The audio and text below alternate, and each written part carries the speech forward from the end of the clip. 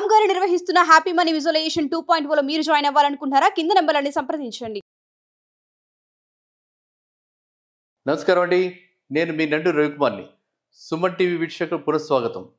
చాలామంది అడుగుతున్నారు, అమరావతిలో చంద్రబాబు నాయుడు గారు గెలవటం పట్ల తెలంగాణపై ఎటువంటి రియాక్షన్ ఉంటుంది, ఎంత పర్సంటేజ్ తగ్గే అవకాశం ఉంది, ఇక్కడ రేట్లు ఎలా ఉండబోతున్నాయి, తెలంగాణ రియల్ ఎస్టేట్ భవిష్యత్తు ఎలా ఉంటుందని చాలామంది ఎన్నో ప్రశ్నలు వేస్తున్నారు. రకరకాల ప్లేసెస్ నుంచి ఇలాంటి క్వశ్చన్స్ వస్తున్నాయి. కాబట్టి వీటి మీద ఇవాళ చర్చించుకుందాం. నా ఉద్దేశంలో చంద్రబాబు నాయుడు గారు అక్కడ ప్రమాణ స్వీకారోత్సవం అవ్వింది. అక్కడ ఆయన చీఫ్ మినిస్టర్ మళ్ళీ అయ్యారు.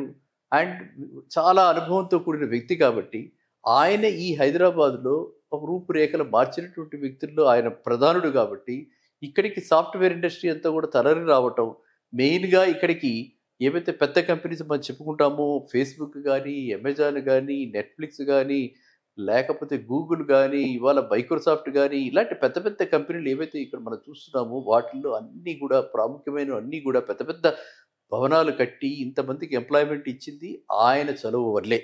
కాబట్టి ఖచ్చితంగా కొన్ని కంపెనీలైనా, ఇందులోని కొన్ని కంపెనీలైనా అక్కడ కూడా పెట్టుబడులు పెడతాయి అనడంలో నిస్సందేహంగా చెప్పచ్చు. ఆ పెట్టుబడులు గన్నవరం ఐటీ పార్క్ ఆల్రెడీ ఉంది కాబట్టి అక్కడ పెట్టడానికి ఎక్కువ అవకాశాలు ఉన్నాయి.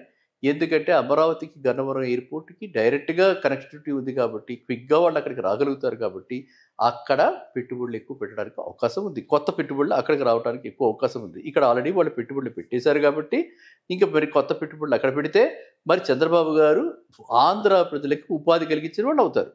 అది ఒకవైపు ఉంటే, మరి మన తెలంగాణలో ఉన్న కంపెనీలు, తెలంగాణలో ఉన్నటువంటి ఏదైతే ల్యాండ్ బ్యాంక్ ఉందో వాళ్ళకి ఇక్కడ ఏదైతే భవంతులు కట్టుకున్నారో అవన్నీ మూతపడిపోతాయా?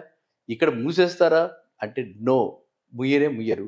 కాబట్టి కొత్తవి అక్కడ వస్తాయి, ఇక్కడ ఉన్నవి ఇక్కడే ఉంటాయి. ఇక్కడ ఏవైతే వాళ్ళు మొదలుగా ఎక్స్పాన్షన్ ప్లాన్కి తీసుకున్నారో, ల్యాండ్స్ ఎక్స్పాన్షన్ ప్లాన్కి ఆల్రెడీ అండర్వే ఉన్నాయో అవన్నీ అదే విధంగా ఉంటాయి.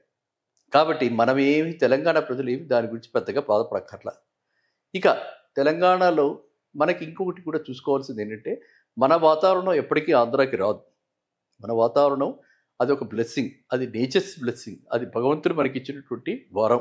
కాబట్టి తెలంగాణలో ఖచ్చితంగా ఈ ప్రదేశము చాలామందికి అనుకూలమైన ప్రదేశం. ఇక్కడ ఉన్న కల్చర్, తెలంగాణలో ఉన్న కల్చర్ కూడా అక్కడికి రాదు.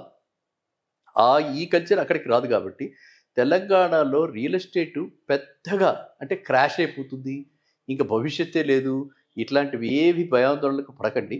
అయితే స్తబ్దతతో కూడి, ఇప్పుడు గత 6 నెలలుగానే చెప్తున్నాను, స్తబ్దతతో కూడింది, ఏమీ పెరగట్లేదు, స్టాగ్నేషన్, ఎలక్షన్స్ అయ్యాక తెలియదు అని. ఇప్పుడు క్లారిటీ వచ్చేసింది ఏంటంటే ఇలాగే స్తబ్దతతో ఉంటుంది కొన్నాళ్ల పాటు, అందులో అనుమానము లేదు. అలా అని మనము భయాందోళన చెందకుండా మనము ఆపర్చునిటీగా తీసుకుని ఎవరైతే ఇన్వెస్ట్మెంట్ పర్పస్ కాదో, ఎవరికైతే ఇల్లు కొనుక్కోవాలి, ఇల్లు నాకు ఉండాలి హైదరాబాద్లో, హైదరాబాద్ చుట్టుపక్కల నేను కూడా సెటిల్ అవ్వాలి, భవిష్యత్తులో నా పిల్లలు ఇక్కడే ఉంటారు, నాకు ఇక్కడ ఉన్న మెడికల్ ఫెసిలిటీస్ అక్కడికి రావు, లేకపోతే ఇంతలాంటి వాతావరణం అక్కడ ఉండదు, ఈ క్లైమేట్ ఈజ్ డిఫరెంట్, ఇలాంటి దాంట్లో నేను ఉండాలి అని అనుకున్నారో, ఇన్నాళ్ళు కలలు కన్నారో వాళ్ళందరికీ ఇది చాలా అనువైన సమయం. మ్యాక్సిమం పడితే చేస్తే అయితే ఎలాంటి కంపెనీలు, కార్పొరేట్ కంపెనీలు తగ్గించరు. ఖచ్చితంగా కార్పొరేట్ కంపెనీలు ఏమీ రేట్లు తగ్గించరు, వాళ్ళు ఇలాగే మెయింటైన్ చేస్తారు. కానీ చిన్న బిల్డర్స్, చాలామంది ఇండివిజువల్ బిల్డర్స్ ఉన్నారు, వాళ్ళంతా కూడా ఈ ఒత్తిడికి ఆల్రెడీ వాళ్ళు గురవుతున్నారు. కాబట్టి వాళ్ళకి పేమెంట్స్, డబ్బులు రావాలి, సర్క్యులేషన్లో డబ్బులు లేవు. కాబట్టి వాళ్ళు మాత్రము నా ఉద్దేశంలో 15 to 20% తగ్గే అవకాశాలు ఉన్నాయి.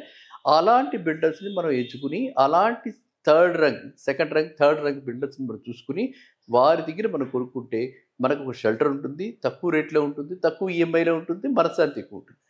ఈఎంఐ ఎంత తక్కువైతే మనకు మనశ్శాంతి అంత ఎక్కువ ఉంటుంది. కాబట్టి మీరంతా కూడా ఇది సదవకాశంగా తీసుకుని చక్కగా ఇక్కడ ఎవరైతే భవిష్యత్తుని, అంటే ఒక 15 ఏళ్ళు 20 ఏళ్ళు, హౌసింగ్ అంటే ఏంటి, 15 ఏళ్ళు 20 ఏళ్ళు, నాట్ ఫర్ పెట్టుబడి, it is for lifetime, it is for lifelong stay of not only my generation but also next generations. హైదరాబాద్తో నాకు కరెక్ట్ అలాగే ఉంటుంది అనుకుని హైదరాబాద్లో మనం డెఫినెట్గా సెటిల్ అవ్వాలి. ఇక్కడ ఎన్నెన్ని ప్రీమియర్ ఇన్స్టిట్యూషన్స్ ఉన్నాయి, నేషనల్ ఇన్స్టిట్యూషన్స్ ఉన్నాయి. ఇక్కడ ఉన్నటువంటి ఈ కైండ్ ఆఫ్ హబ్స్ ఎక్కడా లేవు, అవన్నీ రావాలంటే టైం పడుతుంది. కాబట్టి నాకు ఇక్కడ ఒక ఇల్లు ఖచ్చితంగా ఉండాలనుకున్నప్పుడు ప్రైమరీ హౌస్ అన్న కాన్సెప్ట్, ప్రైమరీ హౌస్ ఉండాలి, హైదరాబాద్లో ప్రైమరీ హౌస్ ఉండాలి అని అనుకున్నప్పుడు ఖచ్చితంగా ఇది సరైన సమయం. రాబోయే ఈ 5-6 నెలల్లో మీరు ఖచ్చితంగా ఇక్కడ హౌసింగ్ మంచి ప్రాజెక్టులో చూసుకుని పెద్ద పెద్ద టాల్ క్లెయిమ్స్ 60 ఫ్లోర్లు 50 ఫ్లోర్లు వద్దు. దానివల్ల మనకి యూడిఎస్ చాలా తక్కువ ఉంటుంది. అన్డివైడెడ్ షేర్ ఆఫ్ ల్యాండ్ అన్నదే మనకి 30 ఏళ్ల తర్వాత, ఎప్పుడైతే మనకి 40 ఏళ్ల తర్వాత లైఫ్ అయిపోయిన తర్వాత అందరూ కలిసి మిగిలేది మనకి అన్డివైడెడ్ షేర్ ఆఫ్ ల్యాండే. కాబట్టి మీరంతా కూడా హైదరాబాద్లో హైదరాబాద్ చుట్టుపక్కల తెలంగాణలో కొనుక్కోవాలంటే మంచి ప్రాజెక్ట్స్లో ఎప్పుడే ఇన్వెస్ట్ చేయండి. ఇదే సరైన సమయం. ఇది నా అభిప్రాయం. 50 to 20% వరకు మాత్రమే కరెక్షన్ వస్తే రావచ్చు. అది కూడా సెకండ్ అండ్ థర్డ్ రంగ్ బిల్డర్స్లో మాత్రమే. Top rung builders like my home and Aparna అలాంటి వాళ్ళు ఏమి చెప్పి చెదరకుండా ఉంటారు. బ్యాంక్ ఫైనాన్స్ ఉన్నాయి, బ్యాంకులో లోన్ తీసుకుంటారు, కావాలంటే ఫర్దర్ లోన్ తీసుకుంటారు. వాళ్ళు ఇంకో ప్రాజెక్ట్ అక్కడ స్టార్ట్ చేసి అక్కడ కూడా వాళ్ళు ఇచ్చేస్తారు. కాబట్టి మీరంతా కూడా ఇది అవకాశం సువర్ణ అవకాశంగా తీసుకుని వెంటనే ఇక్కడ పెట్టుబడులు పెట్టండి. నిస్సందేహంగా, నిస్సంకోచంగా, ధైర్యంగా పెట్టుబడులు పెట్టండి. ఉంటాను. మళ్ళీ నెక్స్ట్ వీడియోలో కలుద్దాం. సుమన్ టీవీలో మీ పర్సనల్ అండ్ బిజినెస్ ప్రమోషన్స్ కోసం కింది నెంబర్కి కాంటాక్ట్ చేయండి.